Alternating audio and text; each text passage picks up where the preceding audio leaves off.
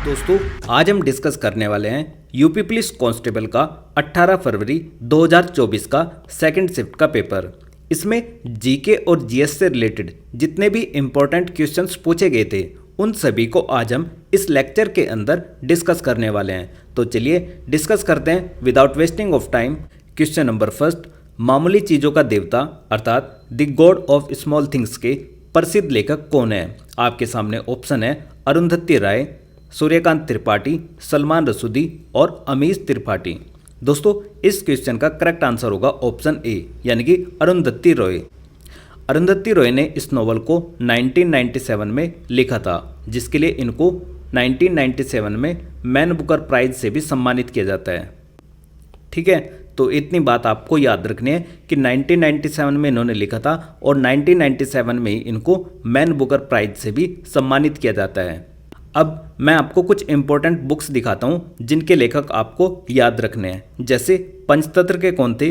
विष्णु शर्मा। ऐसे ही हुमायूंनामा के गुलबदन बेगम, यामा जो कि लास्ट पेपर में पूछी भी गई है, यामा के महादेवी वर्मा, अर्थशास्त्र के चाणक्य, मुद्रा राक्षस के विशाखादत्त, सैनामा के फिरदौसी, गोदान गबन और क्रमभूमि व रंगभूमि ये प्रेमचंद जी की क्या है पुस्तक हैं। देखो ये है तो वैसे काफ़ी सारे, लेकिन मैं इनमें से आपको कुछ इंपॉर्टेंट बता रहा हूँ जो कि एग्जाम में आ सकती हैं। हालांकि जो प्रेमचंद जी वाली हैं ये सारी की सारी पूछी गई हैं। ऐसे ही हर्षचरित और कादम्बरी बाणभट्ट ने लिखी है। उसके बाद रविंद्रनाथ टैगोर जी की पूछ सकते हैं गीतांजलि। मिताक्षरा किसने लिखी? विज्ञानेश्वर ने। राजतरंगिणी कल्हण के द्वारा लिखी गई। महाभारत और भगवत गीता ये वेद व्यास जी के द्वारा लिखी गई है। मोस्ट इंपॉर्टेंट है, याद कर लेना। नेक्स्ट नेचुरल हिस्ट्री प्लिनी ने लिखी। कामसूत्र वात्स्यायन ने लिखी। उसके बाद हम इधर देखते हैं a voice of freedom Nayantara Sahgal ने लिखी। इंदिरा गांधी रिटर्न दिल्ली खुशवंत सिंह ने लिखी। उसके बाद हम देखते हैं लाइफ डिवाइन अरविंद घोष के द्वारा लिखी गई है और इंटरनल इंडिया इंदिरा गांधी के द्वारा लिखी जाती है। नेक्स्ट ऐसी सरोजनी नायडू की एक बुक है broken wings. The life divine या सावित्री अरविंद घोष की है। अनहैप्पी इंडिया लाला लाजपत राय की है। उसके बाद my experiment with truth Mahatma Gandhi ji की है। हिंद स्वराज ग्राम स्वराज ये सारी की सारी महात्मा गांधी जी की है, लेकिन ये ज़्यादा पूछी जाती है माई एक्सपेरिमेंट विद ट्रूथ। उसके बाद आपको कपिल देव की याद रखनी है freedom from the heart. Next Salman Rushdie की आपको रखनी है midnight children. APJ Abdul Kalam की आपको याद रखनी है the wings of fire. Kiran Bedi की आपको याद रखनी है वोट वेंट रॉन्ग। तो इस प्रकार से आप देखोगे काफ़ी सारी बुक्स हैं, लेकिन भाई कुछ ना कुछ इंपॉर्टेंट बुक्स तो हमें याद करनी ही पड़ेगी। जैसे wings of fire APJ Abdul Kalam की है। Discovery of India Jawaharlal Nehru की है। Long walk to freedom Nelson Mandela की है। तो इसका आप स्क्रीनशॉट लेकर रख सकते हो। जैसे इसमें यहाँ पर अभी देखा हमने the God of small things ये पूछ ली गई अरुंधति राय की। तो इस तरीके से आपसे कोई भी क्वेश्चन पूछा जा सकता है, आप इसका स्क्रीनशॉट लेकर रख सकते हो और याद कर लेनी है। भारत के संविधान के अनुच्छेद 64 व 89 के सब क्लॉज 1 के तहत निम्नलिखित में से कौन राज्यसभा का पदेन सभापति होता है? तो देखो दोस्तों, जो राज्यसभा का पदेन सभापति होता है हम सभी को पता है कि उपराष्ट्रपति होते हैं। और ये बात दोस्तों दो आर्टिकल में लिखी हुई है, आर्टिकल 64 और आर्टिकल 89 में। इन दोनों में ही लिखा गया है कि जो भी व्यक्ति भारत का उपराष्ट्रपति होगा वो राज्यसभा का पदेन सभापति होगा। पदेन सभापति का मतलब होता है एक्स ऑफिशियो चेयरमैन।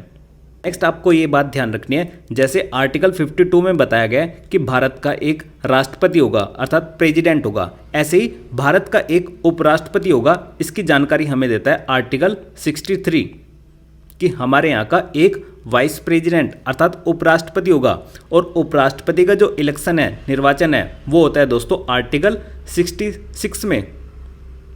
और अगर मैं आपसे कहूँ कि प्रेसिडेंट का कहाँ पर होता है तो आप कहोगे आर्टिकल 53 और 54 में होता है। ये दोनों आर्टिकल प्रेसिडेंट के इलेक्शन से संबंधित है, यानी कि चुनाव से।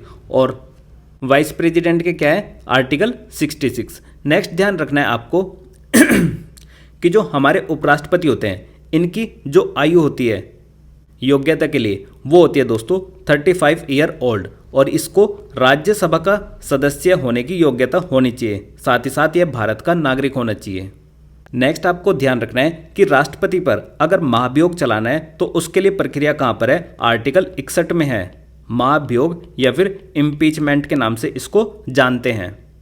और राष्ट्रपति का कार्यकाल कहाँ पर है, तो आर्टिकल 56 में क्या है, इनका कार्यकाल है। और आर्टिकल 57 में क्या बताई गई है, क्वालिफिकेशंस अर्थात योग्यता बताई गई है किसकी, प्रेसिडेंट की यानी कि राष्ट्रपति की। ठीक है।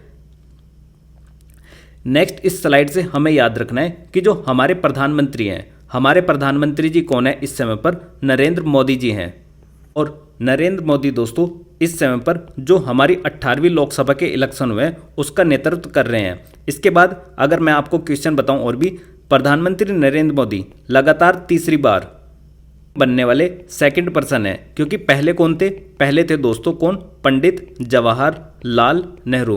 पंडित जवाहरलाल नेहरू जी जो थे वो 3 बार शपथ ऑलरेडी ले चुके हैं। उसके बाद जो व्यक्ति हैं वो कौन है, नरेंद्र मोदी जी हैं। और नरेंद्र मोदी जी एकमात्र ऐसे भारतीय हैं जो 3 बार पीएम रह चुके हैं, मतलब पीएम की शपथ ली, और 3 ही बार इन्होंने सीएम की शपथ ली है। तो पीएम और सीएम ये 3-3 बार रह चुके हैं।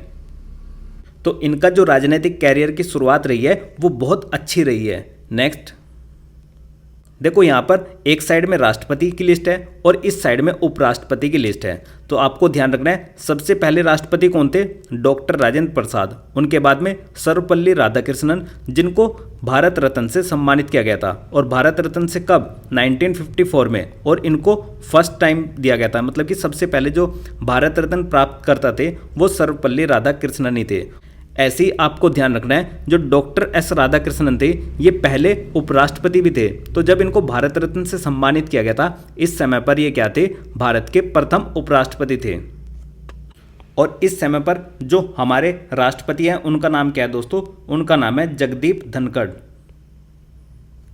और इस समय पर जो हमारे प्रेसिडेंट हैं वो कौन है, द्रौपदी मुर्मू। द्रौपदी मुर्मू क्या है दोस्तों, हमारी इस समय पर वर्तमान में राष्ट्रपति हैं। नेक्स्ट दोस्तों हम डिस्कस करते हैं निम्नलिखित में से कौन सा दिन भारत में राष्ट्रीय युवा दिवस के रूप में मनाया जाता है। तो राष्ट्रीय युवा दिवस के रूप में दोस्तों 12 जनवरी को मनाया जाता है। जो 12 जनवरी है उसको 1863 में जो हमारे स्वामी विवेकानंद जी थे उनका जन्मदिन हुआ था, यानी कि जन्म हुआ था स्वामी विवेकानंद का। उन्हीं की याद में हम क्या मनाते हैं, युवा दिवस को मनाया जाता है। और स्वामी विवेकानंद जी का जन्म कहाँ पर हुआ था, तो ये हुआ था कलकत्ता के अंदर। देखो अब आपको यहाँ से एक ऑब्जर्वेशन करना है, जितने भी शिफ्ट हम कर चुके हैं अभी तक उसमें डे या फिर डेट से रिलेटेड आपसे क्वेश्चन पूछे जा रहे हैं, ठीक है। और थोड़ा सा ऑब्जर्वेशन ये करना है, ये एग्जाम होता फरवरी में और इसमें जो क्वेश्चन पूछा गया वो जनवरी से रिलेटेड पूछा गया, यानी कि 1 महीना पहला। तो जैसे अब आपका एग्जाम होगा कब, अगस्त में, तो अगस्त में इससे पहला कौन सा है, जुलाई में। तो जुलाई के भी सारे के सारे हम दिवस देख लेते हैं, जैसे चिकित्सक दिवस या फिर जीएसटी डे 1 जुलाई को मनाया जाता है। विश्व जनसंख्या दिवस 11 जुलाई को मनाया जाता है, हम ऑलरेडी डिस्कस कर चुके हैं काफ़ी बार इसको। और बैंकों का राष्ट्रीयकरण दिवस 19 जुलाई को मनाया जाता है। कारगिल विजय दिवस 26 जुलाई को। उसके बाद 29 जुलाई को दोस्तों हम अंतर्राष्ट्रीय बाघ दिवस के रूप में मनाते हैं और 28 जुलाई को विश्व हेपेटाइटिस दिवस के रूप में। ऐसे ही अगर इससे एक आगे की बात करें तो राष्ट्रीय शिक्षक दिवस कब मनाया जाता है, 5 सितंबर को। अंतर्राष्ट्रीय साक्षरता दिवस 8 सितंबर और महाकवि दिवस 11 सितंबर और हिंदी दिवस मोस्ट इम्पोर्टेंट 14 सितंबर को मनाया जाता है। तो इस प्रकार से आपसे कोई भी क्वेश्चन पूछा जा सकता है, आपको इसका भी स्क्रीनशॉट ले लेना है। नेक्स्ट दोस्तों हम डिस्कस करते हैं निम्नलिखित में से कौन सा अम्ल सिरके में मौजूद होता है। तो हम काफ़ी बार डिस्कस कर चुके हैं कि सिरके में जो अम्ल होता है उसको हम एसिटिक एसिड के नाम से जानते हैं और एसिटिक एसिड को दोस्तों हम विनेगर भी बोलते हैं। इसका जो फॉर्मूला है वो क्या है, CH3COOH है। जबकि आप देखोगे ये जो फॉर्मिक एसिड होता है ये चींटी में या फिर बिच्छू के डंक में होता है। साथ ही साथ साइट्रिक एसिड नींबू और संतरा, जो साइट्रिक मतलब कि सिट्रिक एसिड होता है ये खट्टे फलों में होता है, नींबू, आंवला, संतरा, इस तरीके से। लैक्टिक एसिड दूध में, यानी कि जो खराब दूध होता है, पुराना दूध होता है उसमें, या फिर दूसरा किस में पाया जाता है, दही के अंदर पाया जाता है। ऐसे ही ऑक्जेलिक एसिड, ऑक्जेलिक एसिड पालक में पाया जाता है और दूसरा साथ साथ किस में, टमाटर में, टोमेटो, ठीक है। तो इसलिए जो आप देखोगे जो हमारी किडनी के अंदर पथरी होती है वो किसकी बनी रहती है, कैल्शियम ऑक्जेलेट की।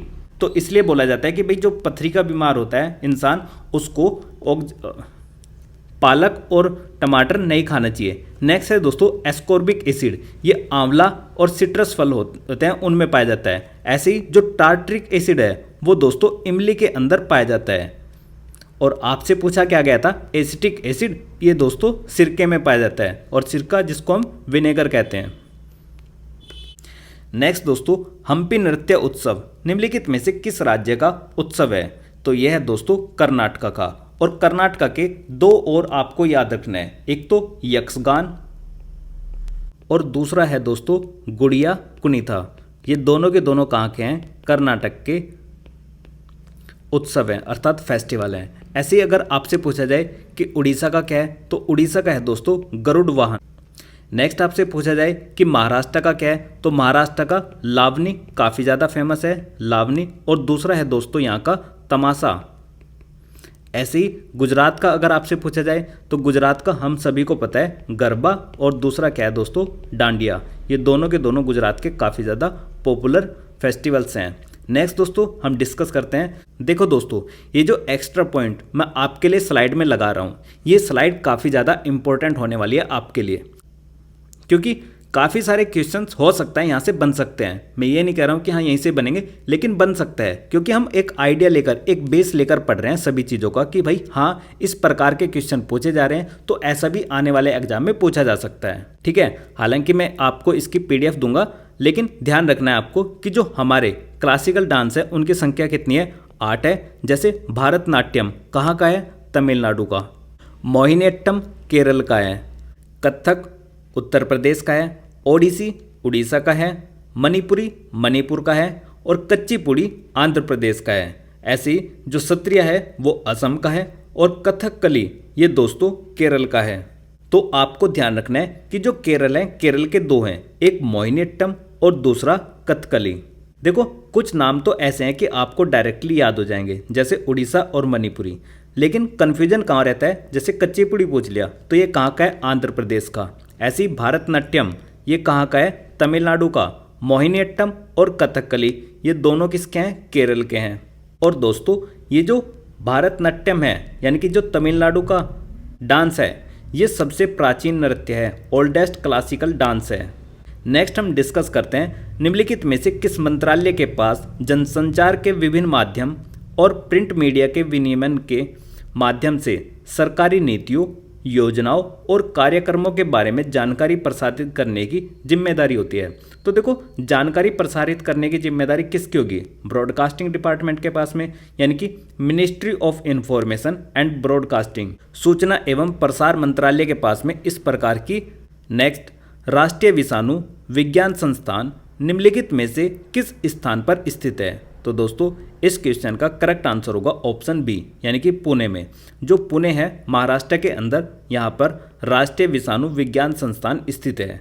नेक्स्ट दोस्तों हम डिस्कस करते हैं कुछ इंपॉर्टेंट इंस्टीट्यूट की। मैंने आपको लिस्ट प्रोवाइड कराई है, तो आपको इसका स्क्रीनशॉट लेना है और इसका भी आपको रिवीजन करना है, क्योंकि हर एक शिफ्ट में देखा गया है कि इंस्टीट्यूट से रिलेटेड एक ना एक क्वेश्चन पूछा गया है, ठीक है। तो आप देखो यहाँ से इस प्रकार से स्क्रीनशॉट ले सकते हो, ये जूम कर दिया मैंने।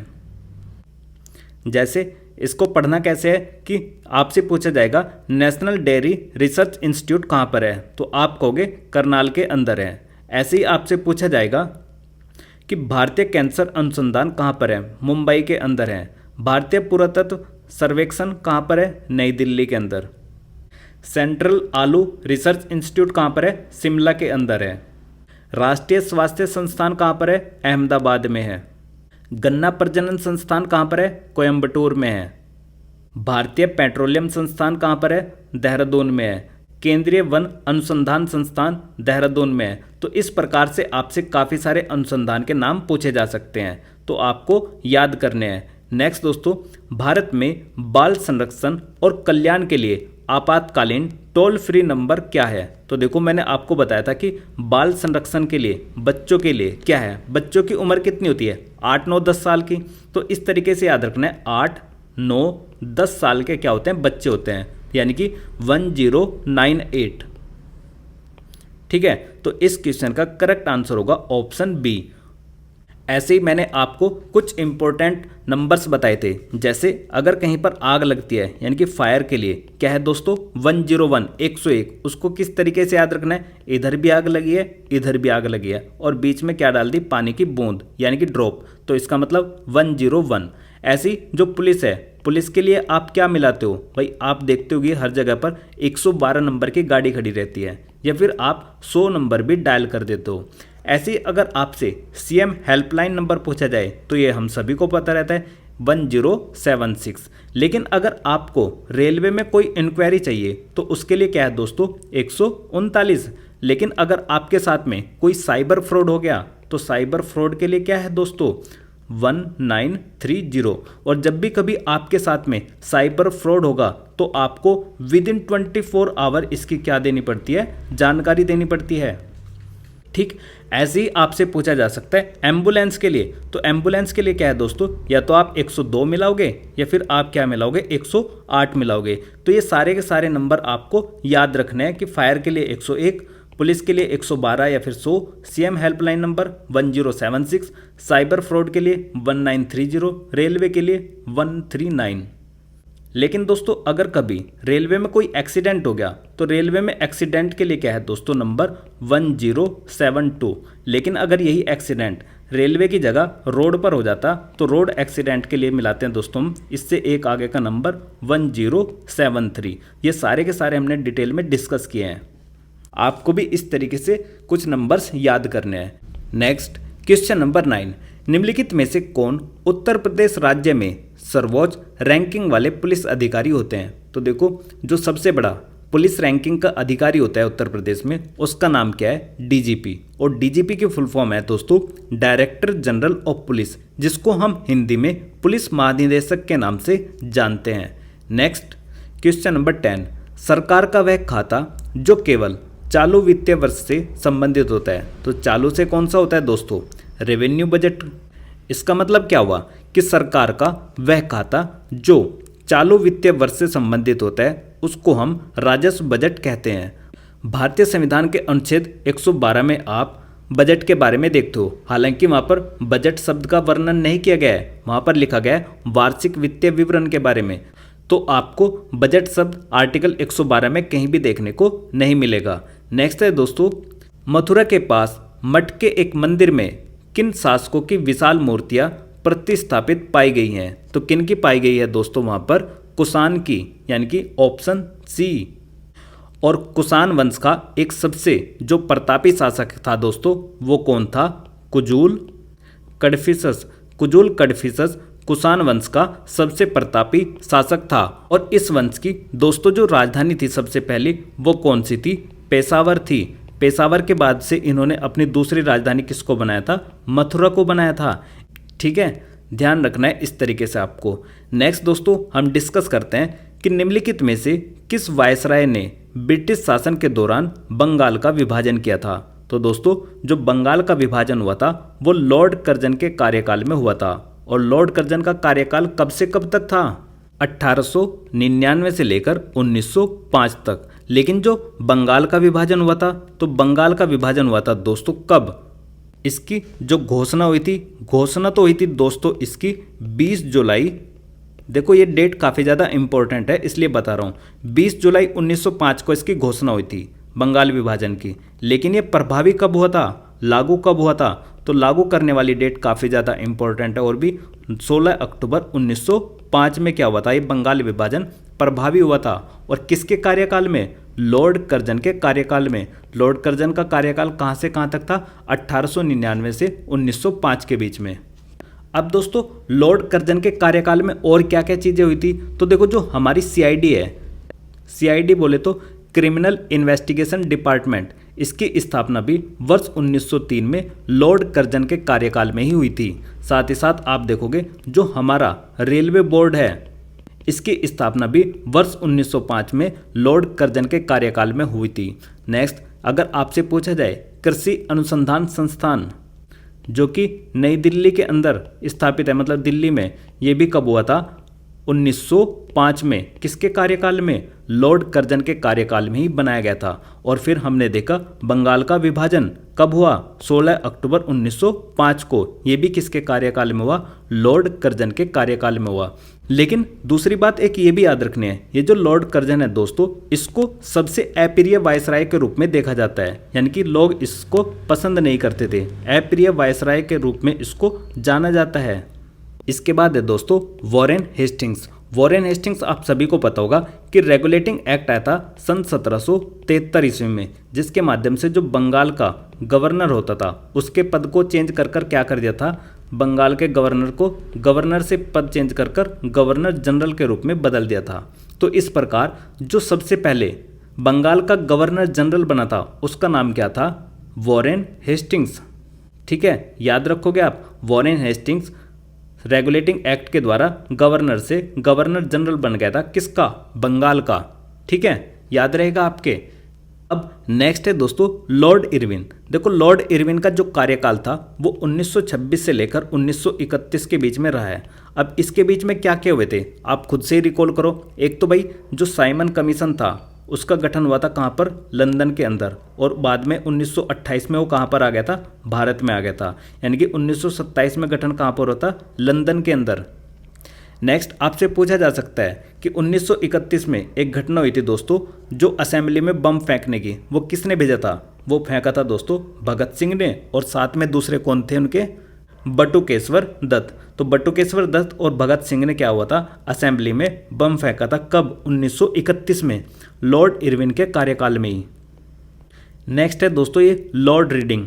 लॉर्ड रीडिंग का कार्यकाल था दोस्तों 1921 से लेकर 1926 तक। तो इस बीच में क्या क्या हुआ? 1921 से 1926 में आप देखोगे कि जो चोरी चोरा कांड था कब हुआ था दोस्तों? 5 फरवरी 1922 को। ठीक है, चोरी चोरा कांड किसके कार्यकाल में हुआ? लॉर्ड रीडिंग के कार्यकाल में हुआ। और चोरी चोरा कांड होने के बाद में एक आंदोलन था जिसको वापस ले लिया था महात्मा गांधी जी ने। कौन सा था? असहयोग आंदोलन। ये कब से कब तक चला था असहयोग आंदोलन? 1920 से 1922 के बीच में। तो इस प्रकार से आपको सारी की सारी कनेक्टिविटी बनाकर रखनी है। नेक्स्ट दोस्तों हम डिस्कस करते हैं व्यावसायिक उपयोग के लिए सब्जियां, फूल और फल उगाना निम्नलिखित में से किस नाम से जानी जाती है? तो किस नाम से जानी जाती है दोस्तों? हॉर्टिकल्चर के नाम से। अगर आप कोई सब्जी, फूल या फल उगाते हो तो उसको हम हॉर्टिकल्चर का नाम देते हैं। नेक्स्ट क्वेश्चन नंबर 14, निम्नलिखित में से भारत के किस बंदरगाह को अरब सागर की रानी कहा जाता है? तो अरब सागर की रानी कहा जाता है दोस्तों कोच्चि को। जो कोच्चि पोर्ट है उसको हम अरब सागर की रानी कहते हैं। देखो भारत में कुल मिलाकर जो मेजर पोर्ट हैं उनकी संख्या 13 है। काफ़ी बार हम डिस्कस कर चुके हैं कि भाई 12 तो इसमें गवर्नमेंट के हैं और एक इसमें क्या है? प्राइवेट है। तो उसको भी देख लेते हैं। जैसे आप देखोगे ये रहा इंडिया का मैप। इस इंडिया के मैप में आप एक चीज़ ध्यान रखना, 6 पोर्ट तो पड़ेंगे इस साइड में यानी कि वेस्टर्न घाट में, और 6 पड़ेंगे यहाँ पर ईस्टर्न घाट में, और एक पड़ेगा ये पोर्ट ब्लेयर यानी कि अंडमान एंड निकोबार द्वीप समूह में। तो इस प्रकार कुल मिलाकर जो भारत के पोर्ट हैं वो कितने हैं? 13 बड़े बंदरगाह हैं। अब 13 बड़े बंदरगाह कौन से हैं? अगर आपको लोकेशन याद है तो देखो लोकेशन से ही, ये पड़ता है गुजरात। गुजरात में क्या है? कांडला पोर्ट, जो कि लास्ट शिफ्ट में पूछा गया था। ऐसे ही जो महाराष्ट्र है महाराष्ट्र के अंदर 2 पोर्ट हैं, मुंबई पोर्ट और जवाहरलाल नेहरू पोर्ट। तीसरा दोस्तों गोवा। गोवा में क्या है? मर्मुगो पोर्ट है। उसके बाद आता है कर्नाटक। कर्नाटक में दोस्तों न्यू मंगलोर पोर्ट है, और कोच्चि पोर्ट जिसको हम अरब सागर की रानी कहते हैं, ये कहाँ पर पड़ता है? केरल के अंदर पड़ता है। इस समय पर इस परीक्षा में यही वाला पूछा गया है। और इससे पहले में क्या पूछा गया था? कांडला पोर्ट। ठीक, तो हो सकता है आपकी जो आने वाला एग्जाम होगा उसमें कोई भी क्वेश्चन पूछा जा सकता है। नेक्स्ट दोस्तों आपको ध्यान रखना है कि तमिलनाडु के अंदर 3 पोर्ट हैं, तुतीकोरिन, चेन्नई और तीसरा एन्नोर पोर्ट। और दोस्तों ये जो एन्नोर पोर्ट है यही है वो प्राइवेट पोर्ट। बाकी के जितने भी आप देख रहे हो ये 12 के 12 ये गवर्नमेंट पोर्ट है, लेकिन एन्नोर पोर्ट जिसको हम कामराजन पोर्ट के नाम से भी जानते हैं ये एक प्रकार का प्राइवेट पोर्ट है। उसके बाद हमने देखा ये पड़ती है वेस्ट बंगाल की लोकेशन, और यहाँ पर क्या है? Calcutta and Haldia port.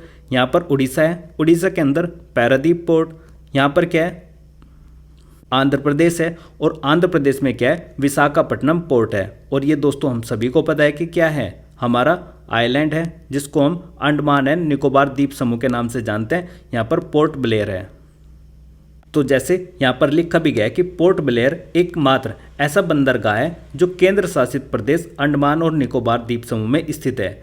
जवाहरलाल नेहरू बंदरगाह का दूसरा नाम नहावा सोवा बंदरगाह है। मोस्ट इंपॉर्टेंट है, याद रखना। एक शिफ्ट ऐसी भी आई है उसमें इसका नाम भी पूछा गया है। तो देखो मेजर पोर्ट से क्वेश्चन आपके हर शिफ्ट में पूछे गए हैं। इसी तरीके से आपको क्या करना है, जब आपका एग्जाम होगा, आपका जब भी एग्जाम होगा तो आपको सबसे पहले एनालिसिस देखना है कि भाई किस प्रकार के क्वेश्चन पूछे गए हैं। उसके बाद से आपको थोड़ा सा मेंटली रेडी हो जाना है कि हाँ भाई इस प्रकार का क्वेश्चन पूछे जा रहे हैं, तो आपको वही टॉपिक टच करने हैं, फालतू का पढ़ने की जरूरत नहीं है उसके बाद में। क्योंकि अभी तक यूपी पुलिस की परीक्षा में ऐसा देखने को मिला है कि भाई जो पहली शिफ्ट में पूछा गया था वही सेकंड में पूछा, फिर अगले दिन की जो फर्स्ट शिफ्ट हुई वही क्वेश्चन उस शिफ्ट में पूछे। तो लगभग जो पहली शिफ्ट में पूछा गया था बाकी की तीनों शिफ्ट में भी इसी प्रकार के क्वेश्चन पूछे गए हैं। अब हम करते हैं नेक्स्ट क्वेश्चन डिस्कस। वर्ष 2011 में भारत में जनगणना कार्य कितने चरणों में किया गया था? तो कितने चरणों में किया गया था? 2 चरणों में। अब जनगणना से रिलेटेड क्या क्या क्वेश्चन पूछे जा सकते हैं उनको भी देख लेते हैं।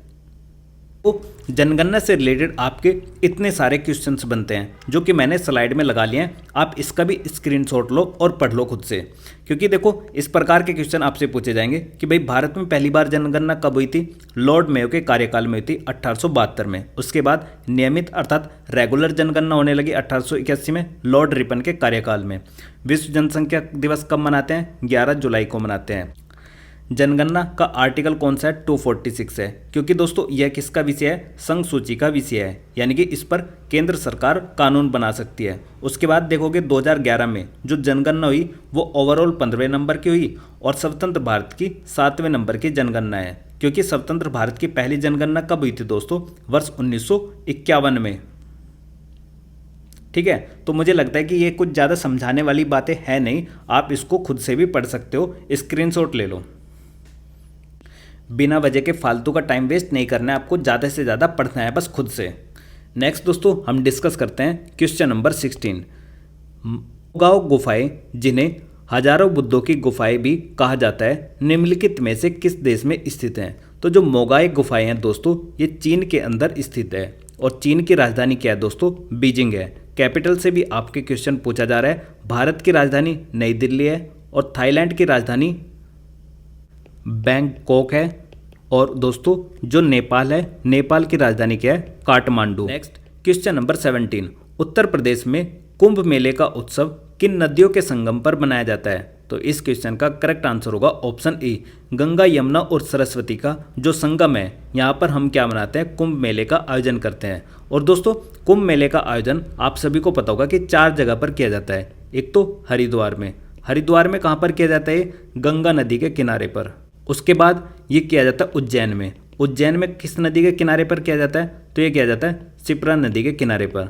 उसके बाद नासिक में किया जाता है। नासिक में किस नदी के किनारे पर होता है? गोदावरी में। उसके बाद जो यूपी है, यूपी में किसके संगम पर होता है? गंगा यमुना और सरस्वती के। तो इस प्रकार से आपको इसको ध्यान रखना है। नेक्स्ट दोस्तों एक अर्धकुंभ भी होता है जो 6 साल के अंतराल पर होता है।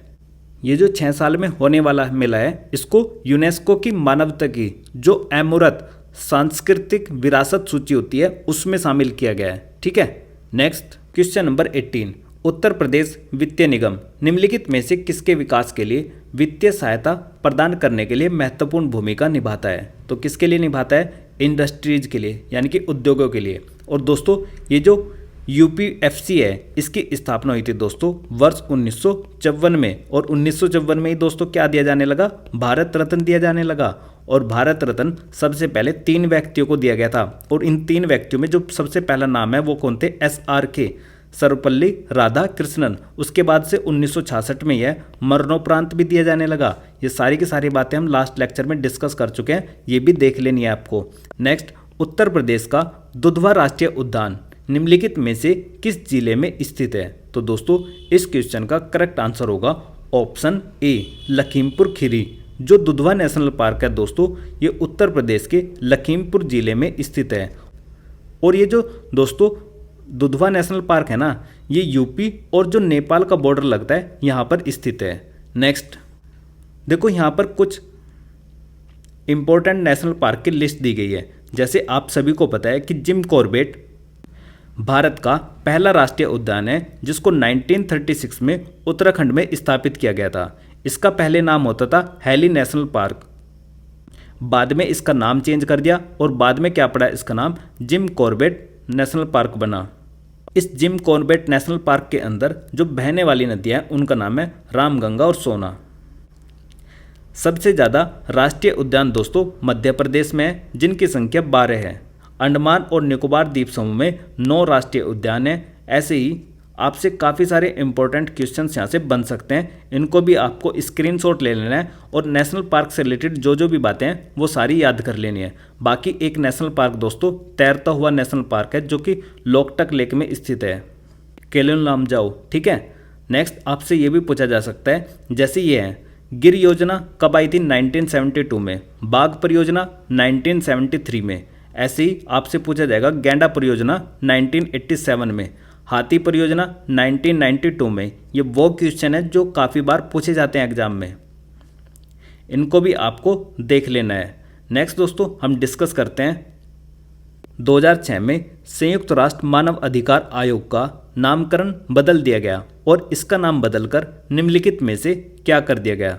तो दोस्तों इसका नाम किया गया था HRC ह्यूमन राइट कमीशन, मतलब कि HRC ह्यूमन राइट कमीशन। और दोस्तों 10 दिसंबर को हम क्या मनाते हैं, मानव अधिकार दिवस के रूप में मनाया जाता है। और भारत में जो NHRC की स्थापना हुई वही 12 अक्टूबर 1993 को। ये सारी बातें आपको याद रखनी है। Next give full form of NIA। तो NIA की आपको फुल फॉर्म बतानी है। NIA की फुल फॉर्म है दोस्तों national investigation agency. Option D is the correct answer of this question.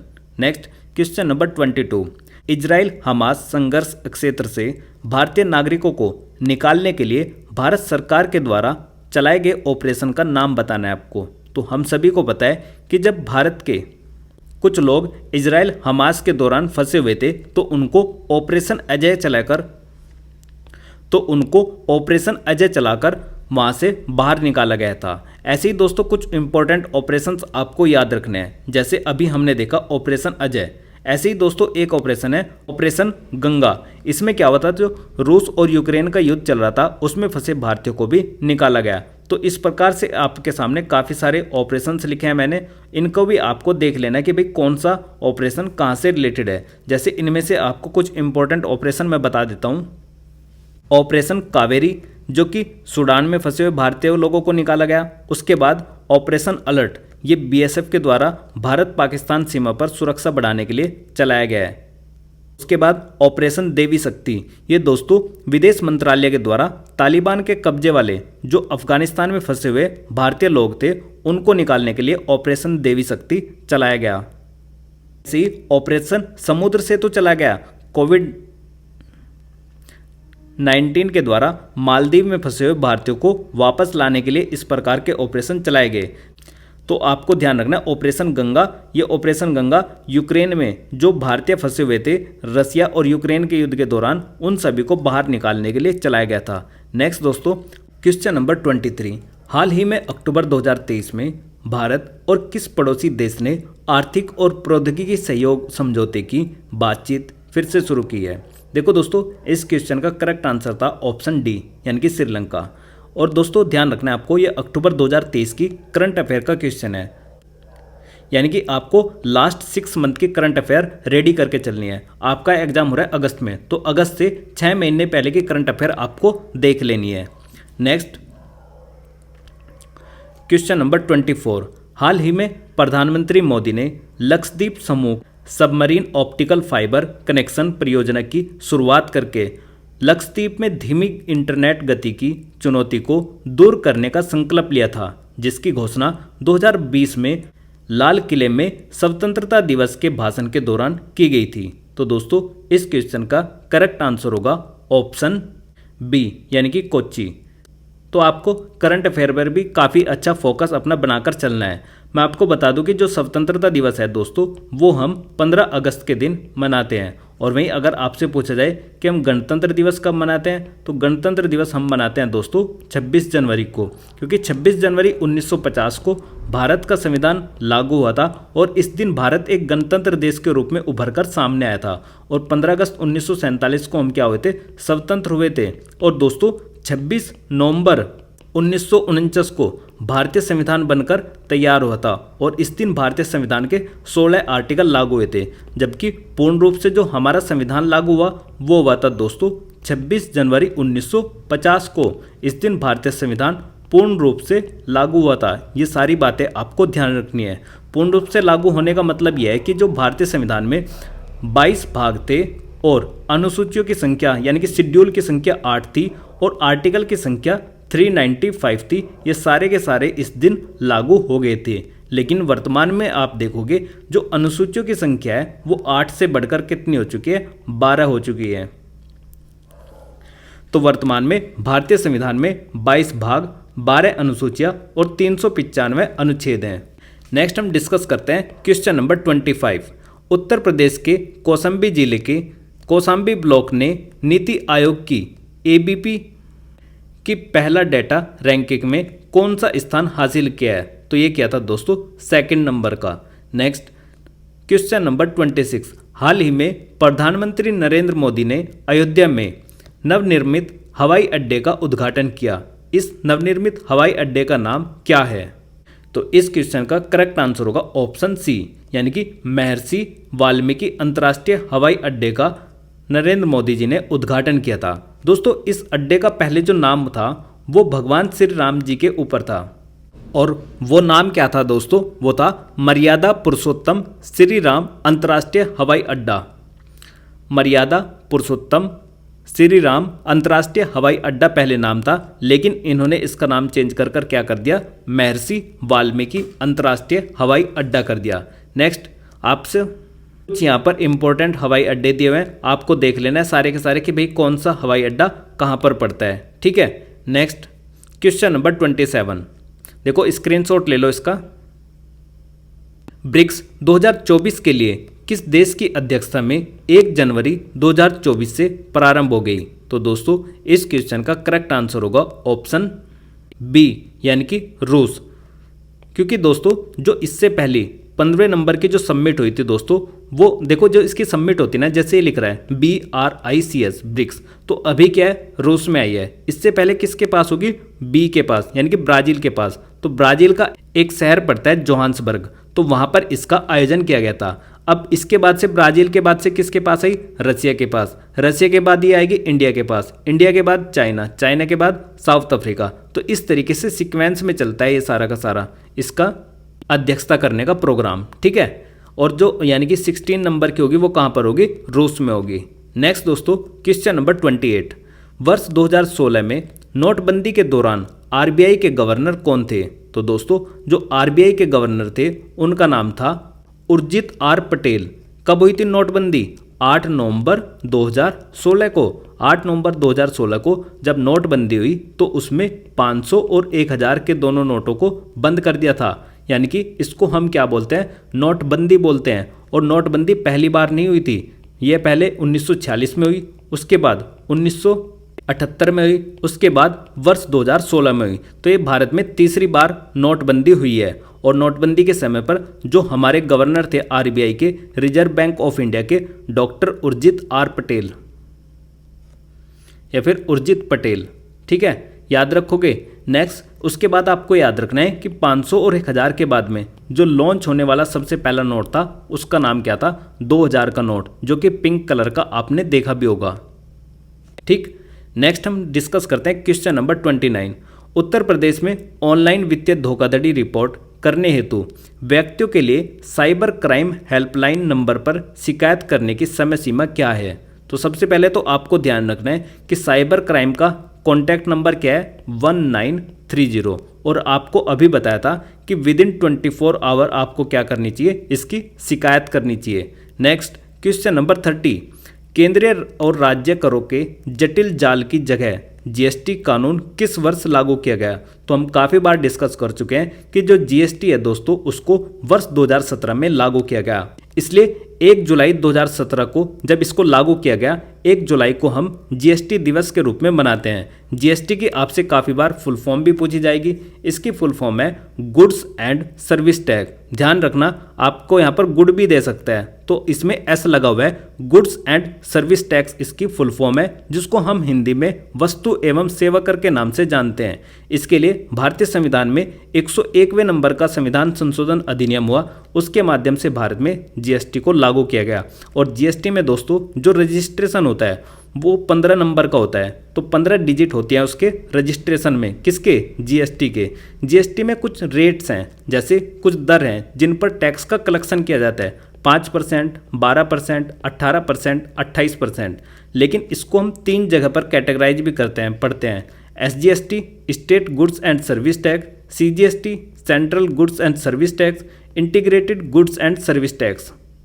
साथ ही साथ आप देखोगे कि जब 101 नंबर का कॉन्स्टिट्यूशन अमेंडमेंट एक्ट हुआ वर्ष 2016 में, इसके माध्यम से भारतीय संविधान में कुछ नए आर्टिकल्स को जोड़ा गया। जैसे कि आप देखोगे 46A, 269A, 279A, इन सभी को जोड़ा गया। आपसे पूछा जाएगा कि भाई जो जीएसटी काउंसिल है वो कौन से में है? तो जीएसटी की जो काउंसिल है, यानी कि जो परिषद है, जीएसटी काउंसिल या फिर जीएसटी परिषद, वो आर्टिकल 279A के अंदर बनाई जाती है। और कौन बनाता है? प्रेसिडेंट के द्वारा बनाई जाती है। माल और सेवा कर परिषद, जीएसटी काउंसिल जिसको हम कहते हैं, उसका गठन राष्ट्रपति द्वारा किए जाने का प्रावधान किया गया है। ठीक, नेक्स्ट दोस्तों हम डिस्कस करते हैं क्वेश्चन नंबर 31। निम्नलिखित में से किस क्रिकेटर ने खेलों में उत्कृष्ट प्रदर्शन के लिए वर्ष 2023 में अर्जुन पुरस्कार जीता था? तो किसने जीता था दोस्तों? मोहम्मद सामी ने। तो इस प्रकार से आपको जितने अवार्ड्स हैं उनको भी देख लेना है कि भाई अवार्ड क्या क्या मिले हैं। जैसे जो अभी गेम चल रहा है ओलंपिक, उससे भी काफ़ी सारे क्वेश्चंस आपसे पूछे जा सकते हैं। या फिर जैसे अब की बार जो भारत रत्न दिया गया वो 5 व्यक्तियों को दिया गया, उनके नाम पूछे जा सकते हैं। या फिर कोई मिलिट्री में कोई सर्वोच्च सम्मान दिया गया है, परमवीर चक्र दिया गया है, वो किसको मिला है? ये सारे के सारे आपको याद कर लेना है। ऐसा कोई भी क्वेश्चन आपसे पूछा जा सकता है। और इस स्लाइड में मैंने यहाँ पर खिलाड़ी लिखे हैं और यहाँ पर पुस्तक लिखे हैं। जैसे कि कुछ खिलाड़ी हैं, उनकी पुस्तक है युवराज सिंह की the test of my life, Sachin Tendulkar की प्लेइंग हिट माई वे। तो इस प्रकार से काफ़ी सारी इंपॉर्टेंट बुक्स के नेम है, आपको याद कर लेना है। नेक्स्ट, क्यात निम्नलिखित में से किस देश की आधिकारिक मुद्रा है? तो दोस्तों जो क्यात है वो किसकी है? म्यांमार की है। ठीक है, तो आपसे करेंसी से रिलेटेड भी कुछ इंपॉर्टेंट क्वेश्चंस आपसे पूछे जा सकते हैं। जैसे यहाँ पर भारत है, भारत की मुद्रा रुपया, बांग्लादेश की टका, अफगानिस्तान की अफगानी, भूटान की नगलोट्रम, पाकिस्तान की पाकिस्तानी रुपया, श्रीलंका की श्रीलंका रुपया, नेपाल की रुपया लेकिन नेपाली रुपया। ठीक है, और म्यांमार की आपसे पूछी गई है, तो म्यांमार की क्या है दोस्तों? क्यात है। तो ऐसे ही आपसे कोई भी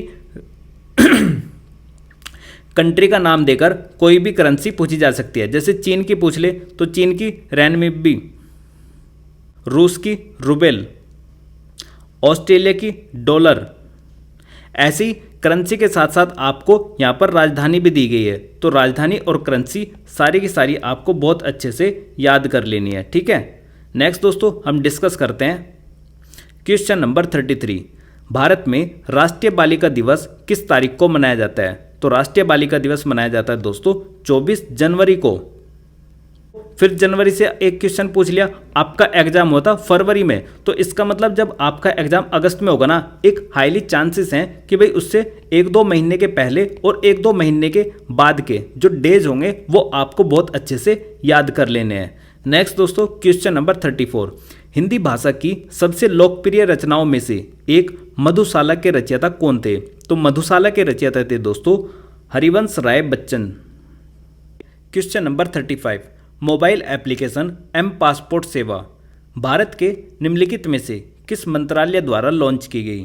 तो दोस्तों जो मोबाइल एप्लीकेशन एम पासपोर्ट सेवा है या एम सेवा है, इसको मिनिस्ट्री ऑफ एक्सटर्नल अफेयर्स अर्थात विदेश मंत्रालय के द्वारा लॉन्च किया गया था। देखो, मैं आपको कुछ इंपॉर्टेंट ऐप बताता हूँ। जैसे कि आप सभी को पता है कि हमारे यहाँ पर 3 नए क्रिमिनल बिल गवर्नमेंट के द्वारा लेकर आए गए हैं। जैसे पहला मैं बात करूँ तो भारतीय न्याय संहिता, जिसको हम पहले आईपीसी कहते थे, इंडियन पिनल कोड कहते थे, ये 1860 का कानून था। इसको अब रिप्लेस कर दिया बीएनएस ने। ऐसे ही पहले एक होता था इंडियन एविडेंस एक्ट, यानी कि भारतीय साक्ष्य अधिनियम। अब इसका हिंदी में ही नाम कर दिया बीएसई, यानी कि भारतीय साक्ष्य अधिनियम। ठीक, इतनी बात आप याद रखोगे। नेक्स्ट, ऐसे ही एक होता था पहले सीआरपीसी, क्रिमिनल प्रोसीजर कोड। इसको दोस्तों बीएनएसएस, यानी कि भारतीय नागरिक सुरक्षा संहिता से रिप्लेस कर दिया। अब ऐप से किस तरीके से कनेक्ट करना है वो भी मैं आपको बताऊंगा, लेकिन इनके पहले आपको ईयर याद रखना है। जैसे इंडियन एविडेंस एक्ट दोस्तों, ये आया था 1872 में और सीआरपीसी था 1973 का। तो काफ़ी सारे लोग ये कह रहे हैं कि भाई ब्रिटिश काल के जो कानून थे उनको ख़त्म कर दिया। दोस्तों, जो सीआरपीसी थी, क्रिमिनल प्रोसीजर कोड था, ये 1973 का कानून था और इसको बीएनएस के द्वारा रिप्लेस किया गया है। तो आपको ध्यान रखना है, ये जो तीनों नए नाम है बीएनएस, बीएससी और बीएनएसएस, इन्होंने किसको रिप्लेस किया है, किसकी जगह पर क्या आया है, वो भी आपको याद रखना है। और दोस्तों, इनके ईयर जो ये वाले हैं पुराने वाले, ठीक, लेकिन जो इनके ईयर हैं इन वालों के तो सेम है कि इनको 2023 में लेकर आया गया। लेकिन ये लागू कब हुए, तो ये लागू हुए दोस्तों 1 जुलाई 2024 से। 1 जुलाई 2024 से यह संपूर्ण भारत में लागू हो गए। लेकिन इनको लाया कब गया था, 2023 में। अब दोस्तों, इनसे रिलेटेड कुछ ऐप्स हैं, जैसे कि एक है न्याय श्रुति। इसमें क्या होगा कि जैसे जो कोई गवाह होता था, उस गवाह को अब हम वीडियो कॉन्फ्रेंसिंग के द्वारा भी सुन सकते हैं। हालांकि वैसे भी अभी प्रैक्टिकली सुना जाता था कुछ जगह पर, लेकिन हर जगह पर ऐसा नहीं होता था। लेकिन अब हर एक कोर्ट में अब क्या कर सकते हो, आप वीसी के थ्रू भी कनेक्ट हो सकते हो। क्योंकि दोस्तों, हमने अक्सर ऐसा देखा है कि गवाहों को लाने में काफ़ी ज़्यादा तकलीफ होती थी, दिक्कत होती थी, काफ़ी सारा पैसा खर्च होता था। कई बार ऐसा होता था कि गवाह कोर्ट तक पहुंच ही नहीं पाता था, उसको रास्ते में ही मार दिया जाता था। इस तरीके से यहाँ पर क्या मिलेगी, एक निष्पक्षता मिलेगी। किसमें, न्याय की प्रणाली और भी ज़्यादा मजबूत होगी। एक दोस्तों लेकर आया गया ऐप ई सेतु ऐप। ऐसे ही एक लाया गया ई साक्ष्य ऐप। ई साक्ष्य ऐप में क्या होगा कि आपके जो वीडियो होगी, फोटो होगी या फिर जो टेस्टिमनी होगी, गवाही होगी, वो भी क्या हो सकते हैं, उनको रिकॉर्ड फॉर्म में रख सकते हैं हम। किसमें, ई साक्ष्य ऐप में। जैसे कि आपने कोई वीडियो भेजी कि भाई ये एज एन एविडेंस यूज करी जाए, तो कभी भी कोर्ट उसको क्या कर सकता है, देख सकता है। ठीक, ऐसे ही ई समन। ई समन क्या होता है, जैसे कि आज के टाइम पर आपको समन जाता है, तो वो क्या जाता है, जैसे कोर्ट से कोई भी नोटिस गया, वो नोटिस क्या होते हैं, जो पुलिस वाले होते हैं उनको दिया जाता है। वो पुलिस वाले आपको आपके घर तक पहुंचाते हैं। उसको पुलिस का डाकिया बोला जाता है कि भाई वो क्या करते हैं, डाक लेकर गए हैं घर पे। वैसे जो हम आम भाषा में यूज करते हैं वर्ड, उसको बोलते हैं पैरोकार। तो जो पैरोकार होता है पुलिस का डाकिया, वो क्या करता है, कोर्ट का नोटिस या फिर जो समन होता है वो आपके घर पर लेकर जाता है। लेकिन आज से क्या होगा कि जो ई समन ऐप है, इसके द्वारा क्या कर सकते हैं, हम ऑनलाइन भी आपको बुला सकते हैं कोर्ट में। ये क्या होगा, एक मैसेज का काम करेगा ई समन, ताकि आपको सूचना प्रोवाइड हो जाए कि भाई आपको कोर्ट के अंदर बुलाया गया है, कोर्ट की तरफ से ये इन्फॉर्मेशन आपको दी गई है। ठीक है, तो इस तरीके के कुछ ऐप्स हैं जो न्याय प्रणाली को काफ़ी ज़्यादा मजबूत करेंगे। नेक्स्ट, क्वेश्चन नंबर 36, चंद्रयान 3 के रोवर का क्या नाम है। दोस्तों, चंद्रयान 3 में एक तो था लैंडर और दूसरा था रोवर।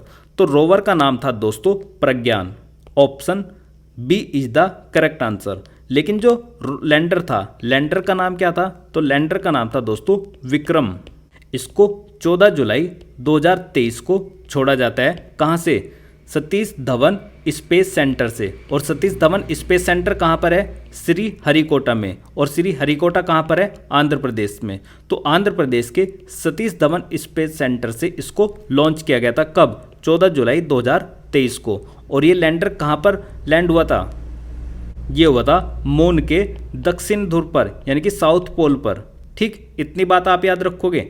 अब देखो ये कुछ इंपॉर्टेंट क्वेश्चन है आपके स्पेस से रिलेटेड, जैसे कि इसरो के बारे में पूछा जा सकता है। इसरो की full form Indian space research organisation अर्थात भारतीय अंतरिक्ष अनुसंधान संगठन है। इसकी स्थापना 15 अगस्त 1969 को हुई थी। मुख्यालय इसका बेंगलोर में है और इसके प्रथम अध्यक्ष थे विक्रम साराभाई। विक्रम साराभाई को ही भारतीय अंतरिक्ष कार्यक्रम का पिता या फिर जनक कहा जाता है। ठीक है, इतनी बात आप याद रखोगे। और इसको जो चंद्रयान 3 को छोड़ा गया था कहाँ से, सतीश धवन स्पेस सेंटर से छोड़ा गया था, जो कहाँ पर है, श्री हरिकोटा में। और श्री हरिकोटा कहाँ पर है, आंध्र प्रदेश के अंदर। तो इस तरीके से आपको काफ़ी सारे इंपॉर्टेंट क्वेश्चंस देख लेना है। इसका भी स्क्रीनशॉट ले लीजिए, ये भी आपके लिए काफ़ी ज़्यादा हेल्पफुल रहेगा। जैसे नासा का गठन 1958 में और इसरो का 1969 में। ऐसे ही जैसे हमारी भारत की स्पेस एजेंसी है कौन सी, इसरो। अमेरिका की है नासा, जापान की जाक्सा, चाइना की CNSA, इजराइल की ISA और पाकिस्तान की सुप्राको और रूस की है दोस्तों रोसकोसमोस। का प्रथम उपग्रह आर्यभट्ट था। मौसम उपग्रह कल्पना 1 था। भारत का प्रथम संचार उपग्रह एप्पल था। और इस तरीके से आपको प्रक्षेपण यान के बारे में पूछ सकते हैं। जैसे प्रक्षेपण यान से आपसे पूछा जा सकता है SLV की full form satellite launch vehicle, ASLV की augmented satellite launch vehicle, SSLV की small satellite launch vehicle, PSLV most important है, पूछा जा सकता है polar satellite launch vehicle, GSLV की synchronous satellite launch vehicle. Bharat का प्रथम उपग्रह रोहिणी RS-1 था। ठीक, PSLV का अन्य नाम क्या है, वर्कहॉर्स है। तो इस तरीके के इंपॉर्टेंट क्वेश्चंस आपसे पूछे जा सकते हैं। जैसे आपसे पूछा गया है चंद्रयान 3 के बारे में, तो आपको चंद्रयान 2 के बारे में भी पता होना चाहिए। चंद्रयान 2 को 22 जुलाई 2019 को इसरो के द्वारा प्रक्षेपित किया गया था। कब, जुलाई 2019 को। लेकिन ये चंद्रमा की कक्षा में प्रवेश करा 20 अगस्त 2019 को। इसको किस यान के द्वारा छोड़ा गया था, GSLV MK3 के द्वारा। उस समय पर इसरो के चीफ कौन थे, के सिवान। लैंडर का नाम विक्रम और रोवर का नाम प्रज्ञान था। यह मिशन असफल रहा था क्योंकि भाई 2.1 किलोमीटर पहले ही हमारा इससे संपर्क टूट गया था। और जहां इसको चंद्रमा की सतह पर सॉफ्ट लैंडिंग करनी थी, वहां पर इसने क्या करी थी, हार्ड लैंडिंग करी थी। ठीक, ऐसे ही आपसे चंद्रयान पहले के बारे में पूछा जा सकता है। जो चंद्रयान प्रथम था उसको हमने 22 अक्टूबर 2008 को छोड़ा था। किसके द्वारा, इसरो के द्वारा ही। उस समय पर भी इसको सतीश धवन स्पेस सेंटर से ही छोड़ा गया था। और इसके लिए जो यान यूज किया गया था PSLV XLC-11 यूज किया गया था। लेकिन one of the most and important question यहाँ से बनता है कि भाई उस समय पर इसरो के चीफ कौन थे, तो कौन थे, G माधवन। काफी बार पूछा गया है कि भाई चंद्रयान 1 जब लॉन्च हुआ उस समय पर जो इसरो के चीफ थे वो कौन थे, G माधवन थे। ठीक, तो इस तरीके के काफ़ी सारे क्वेश्चंस आपसे पूछे जा सकते हैं। आप इसका भी स्क्रीनशॉट ले लीजिए। हाल ही में प्रधानमंत्री ने उत्तर प्रदेश में निम्नलिखित में किस स्थान पर स्वर्णदेव महामंदिर का उद्घाटन किया, तो दोस्तों ये किया वाराणसी के अंदर। नेक्स्ट क्वेश्चन नंबर 38, निम्नलिखित में से कौन सा भारत का सर्वोच्च पुरस्कार है, तो भारत का जो सर्वोच्च सैन्य पुरस्कार है दोस्तों वो है परमवीर चक्र। और अभी तक मात्र 21% ऐसे हुए हैं जिनको परमवीर चक्र से सम्मानित किया गया है। और लास्ट टाइम जो परमवीर चक्र से सम्मानित किया गया था वो दोस्तों हम सभी को पता है कि कौन थे, कैप्टन विक्रम बत्रा। ठीक है, ये बात आपको याद रखनी है कि कैप्टन विक्रम बत्रा को किस अवार्ड से सम्मानित किया गया, परमवीर चक्र से। और अभी तक 21 लोगों को यह प्राप्त हुआ है। और इनको किस उपलक्ष्य में मिला था, मतलब कि क्या इन्होंने किया था, कौन सा वॉर लड़ा था या फिर कौन सा ऑपरेशन किया था, तो ऑपरेशन विजय के दौरान इनको यह प्राप्त हुआ था। ठीक है, ऑपरेशन विजय। और दोस्तों जो फर्स्ट परमवीर चक्र प्राप्त हुआ था वो किसको मिला था, तो वो मिला था मेजर सोमनाथ शर्मा जी को। मेजर सोमनाथ शर्मा जी को क्या मिला था, फर्स्ट नंबर का परमवीर चक्र प्राप्त हुआ था। ठीक, तो ये थे 18 फरवरी सेकंड शिफ्ट के सभी क्वेश्चन कि हमने काफ़ी अच्छे से डिटेल में डिस्कस किए हैं। लेकिन दोस्तों इसमें मैंने काफ़ी सारी एडिशनल इन्फॉर्मेशन भी जोड़ी है, जैसे कुछ स्लाइड्स लगाई हैं इंपॉर्टेंट। तो आपको इस तरीके से सारे के सारे क्वेश्चंस देख लेना है एक बार एग्जाम से जाने से पहले। तो आपको ये सभी क्वेश्चंस देख लेना है एग्जाम में जाने से पहले। हो सकता है आपके लिए ये वीडियो काफ़ी ज़्यादा हेल्पफुल रहे। तो ये था इस वीडियो का एंड। आई होप आपको ये वीडियो पसंद आई होगी। अगर आपको ये वीडियो पसंद आई है तो इस वीडियो को लाइक कीजिए और अपने दोस्तों को शेयर कीजिए। तो मिलते हैं नेक्स्ट वीडियो में। Thank you for watching GS era.